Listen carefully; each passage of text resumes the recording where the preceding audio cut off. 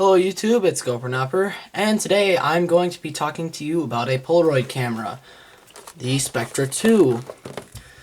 Now this camera was made around the 1980s and 90s, part of the Spectra series, and this was one of the more simple models. I picked this one up at an estate sale for a grand total of $3, so not a lot. Like I said, this is one of the more simpler models with fewer controls on the back of the camera than some of the others in the series. And I really like this one. Mine's in really great shape. It works well. Sadly, I can't find my empty film cartridge as of right now, so I can't show you that it's working.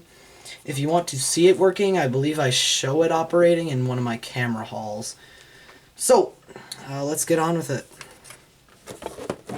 On the front of the camera, we have the film door down here, also the ejection slot. On the side, we have our adjustable strap and our latch release. On the bottom, we don't really have anything other than the film door and a tripod socket.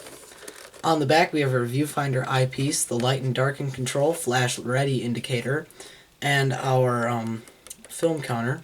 Down here are two strap lugs. Shutter release button is on the top, and on this side we don't really have anything. So now this camera is sort of a folder, and I'll show you what I mean. Slide the lock over and the front of the camera pops up. So this is where most of the camera's actual camera stuff is. Right here is the film door release. The sonar autofocus, I don't really know what to call that, but window, I guess. Right here is the lens.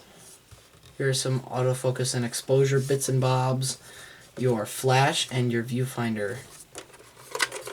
The viewfinder on this camera is really nice and crisp. You won't be able to see much because obviously I'm trying to shoot a viewfinder eyepiece through a video camera, but it's actually very crisp and clear and it looks great.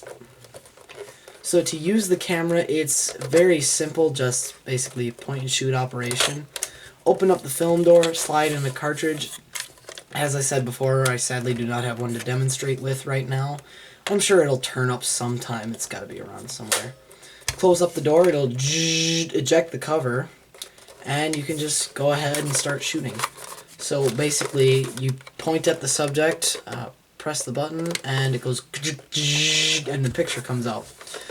So now, if the photos are coming out too dark, slide the LD control toward lighten.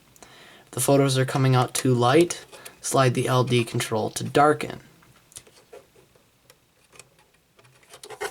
The flash ready light indicates when the flash is charged and ready, and the exposure counter counts down from 10 to 0.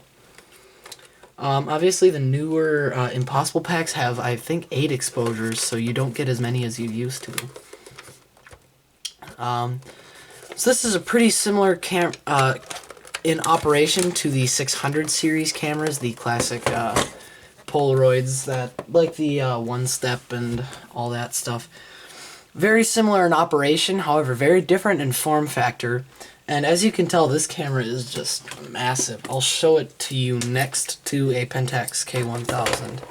I know I'm comparing a 35mm SLR to an analog film camera, but just to give you an idea of the scale of this thing. And the Pentax K1000 is actually a little bit big for an SLR. Obviously there are bigger ones out there, but you know, there are much smaller ones too. But the camera is still very cool. I got mine for, I believe, $3 at a yard sale, so it's definitely money well spent. And if you can find one of these, I would say pick it up if you can get it for a decent price. So they're very cool cameras. I'm very happy to have one. That's it for this video. Thank you guys for watching. Please rate, comment, and subscribe, and I will see you guys next time.